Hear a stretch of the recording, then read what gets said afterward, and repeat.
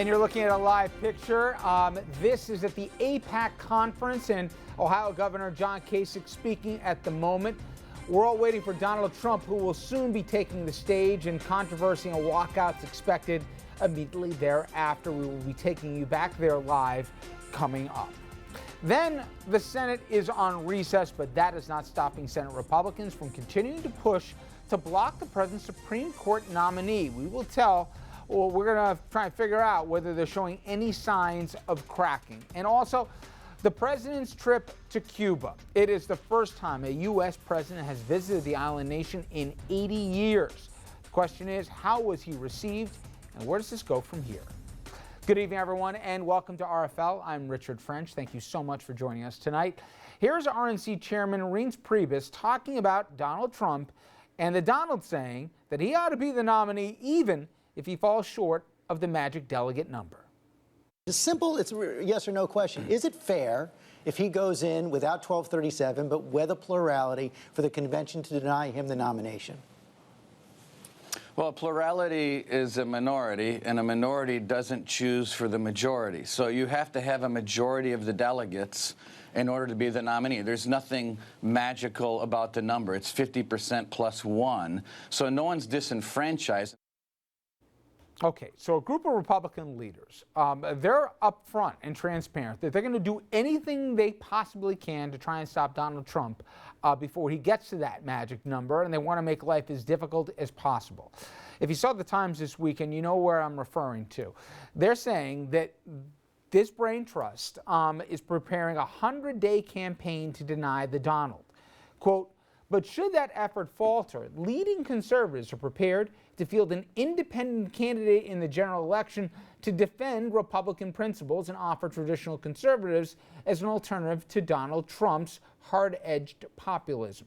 But before it even comes to that, we will have the Wisconsin primary on April 5th. That's a key date here, and it's going to be expected to be the next major delegate-rich showdown that Trump and Cruz are expected, since they're expected to split Utah and Arizona, and they all vote tomorrow. So again, Wisconsin and its 42 winner-take-all delegates will be pivotal. The conservative group Club for Growth, they're promising to spend $2 million in that state alone. Right now, Trump holds a double-digit lead in Wisconsin. All right, I want to bring in the table right now to talk about all of this. Jeannie Zaino, our good friend, of course, Dominic Carter, Richard St. Paul, and Andrew Whitman. Guys, thank you all very much. And Richard, I start with you as an official member of the Republican Party and one in good standing. You're going to be in Cleveland, right? I'm going to be, absolutely. So like Andrew, you're going to have a front row seat. I'm going to have my riot gear on, too. Yeah, well, that's my point. You heard what those folks said. These aren't just talking heads that are just looking to try and make some noise. These are people with stick in the game. When you're in Cleveland, and Andrew will be there in full riot gear, do you expect we have an open convention? Do you expect that he'll have the magic number when he gets there? What's your thought that happens once we get to the RNC convention? So right now he's leading by 250 delegates, Trump is. And Wisconsin is a winner-take-all, and then after that, there's only a few other states, but most of the other states are divvied up based upon who wins congressional districts. So it's quite possible that Trump does not get to that magic 1237. I'm going to say that he probably does not get to that 1237 before the convention. And when we get to the convention, you'll take a first vote, and if he doesn't get the majority then, you'll have a second vote, and then those voters can vote for anybody they want. And so that's really what I think the leadership in the Republican Party want, to either knock Trump out before the convention or get to the convention floor. Okay, you were at AIPAC this morning. We're going to talk about that in the next segment.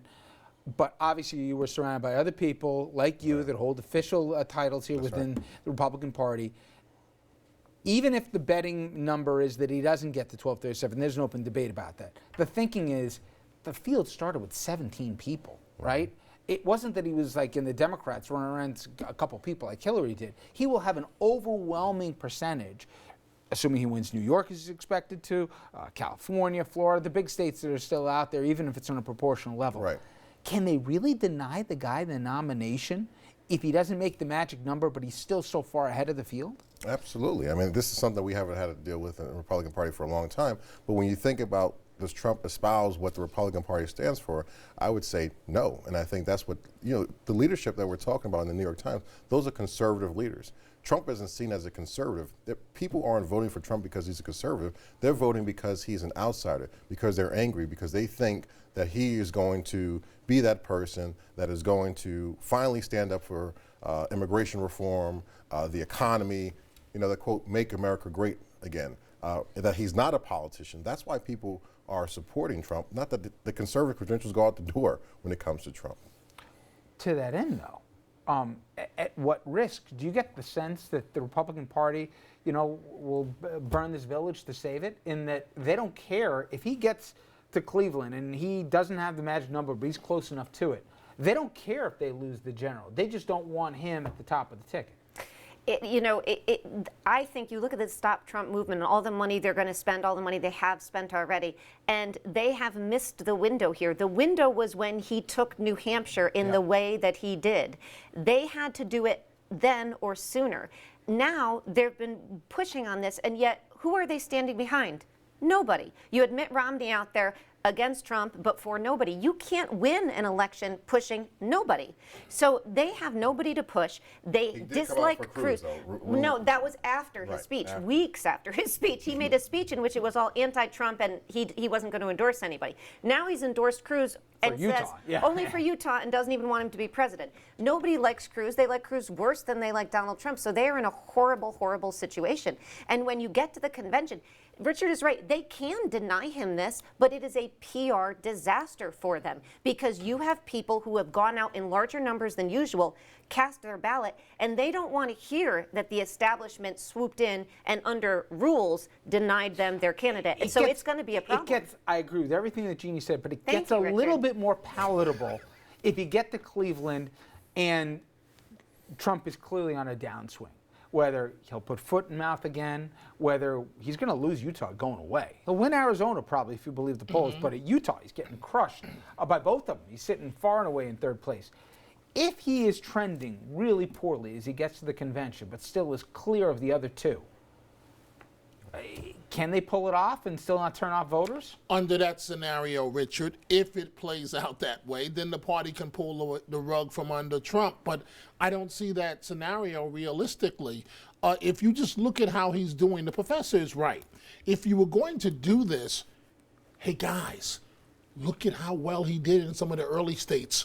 We better act right now. To sit back and go, we'll wait for him to implode. And poor Mitt Romney, think about this.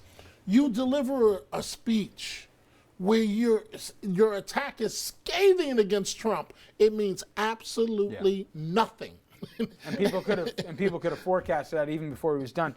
But Andrew, of the two scenarios they're laying out, a brokered convention or running an independent candidate, and for those who follow the story, we're hearing names like Governor Perry. Yeah, Rick Perry. I mean, we saw that show, and I can't right? remember the other one. Yeah, no, it's the Oklahoma senator, right? A former senator. No, I was making a Perry. Right. Yeah. Thank you. But my point is, you take it they're serious. I'm not so sure. I mean, I think their intent, I think in their heart, they're serious about doing this. But let's not forget, this is a group that has failed to organize against Trump so far, that has basically not figured out a way to stop him from getting to 1237. Yes, I know that there are some winner-take-all states, but the states that also are congressional district states, Trump tends to do very well away from the large urban centers, and there's no reason to think that he's not going to get the majority, if not the overwhelming majority, of the delegates from those states.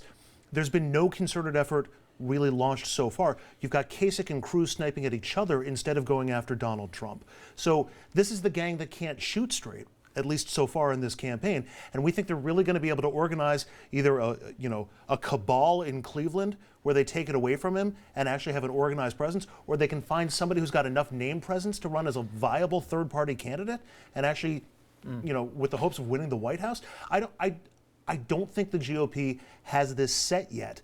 And the longer it goes, the worse off it is for their efforts to try to take him down. To that point, there was two big narratives that seemingly were at play this weekend beyond the Trump line. One is the party's going to do whatever it can if they can find a way to keep this guy from being the nominee. But the other one is that there is a reckoning, either already or soon to come, that a lot of folks in the Republican Party created this monster that's Trump, and they don't know how to get him back in the cage. And it's not just that Trump is some outlier here. They fomented a lot of this anger, a lot of the stuff that we're starting to see at these rallies and at these speeches, et cetera. Is there a little bit of soul searching? You were there again earlier today where people are saying, my God, what do we do? Yeah, so look, people are angry and upset. They're upset that Republicans were passing, allowing the debt ceiling to increase, that there has been, no movement in terms of immigration, the economy, weren't fighting back hard enough against Obama. Those were people in the Republican Party, the more conservative sector of the Republican Party that's very active here. So it wasn't that Trump was created. Trump found an opportunity. That's what he does.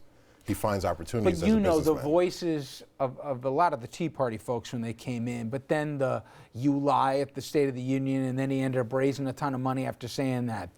Obama is not really an American, he's a Kenyan and he's a Muslim, and that was allowed to be permitted here. And all those voices that were given a platform and even encouraged in certain ways, right?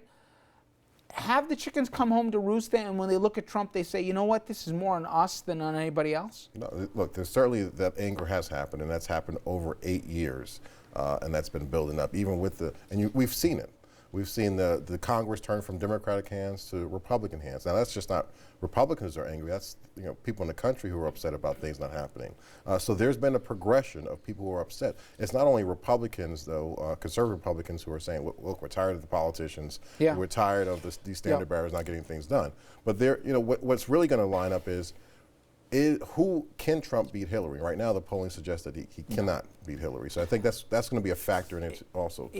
And I think he may be the only candidate that can really motivate a lot of the people from getting out to vote for Hillary that might have, sat this one out a little bit. But Jeannie, for me, the big question is, Republicans seem willing to say, we don't even want to win with Trump, at least some of them. But what about those swing state senators right now, who, and we're going to get to it later on in the program, have to make the calculation as to whether or not there should be hearings, let alone a vote for the Supreme Court nominee. Or now that they have to answer a question in every general debate that they do you support Donald Trump? Are you with a Republican nominee? Are you going to condemn your own party here for where we are right now? They're going to have to make a choice sooner than later, right? I mean, I guess they wait till Cleveland, but after that, they got to decide, do I beg people not to look at the top of the ticket? Yeah, and they have to worry that, as you mentioned, people are either going to stay home, that they need to go out and cast a vote for them, or people are going to get out to vote for the Democrats. And, that has long been the concern of the establishment. Not just about the presidency, but you lose those down ballot races where Republicans are doing amazingly well. They have the Senate, they have the House by overwhelming numbers. They have 3/4 of the state legislatures and the governorships. All of that is now up for grabs if they don't get their own people out to the polls. And that is a real fear that they have, rightly so, that especially suburban moderates stay home as opposed to go out for Donald Trump. And you incite, this kind of turnout for the Democrats. And I saw a poll, Utah, if Trump's the nominee, it'd be the first time that Utah would vote Democrat in a presidential election since going back to Goldwater. Okay, coming up next here. We will be taking you live to AIPAC. Right now, you're looking at House Speaker Paul Ryan at the conference in D.C. Donald Trump, he'll be taking the stage next, and we'll take you there live.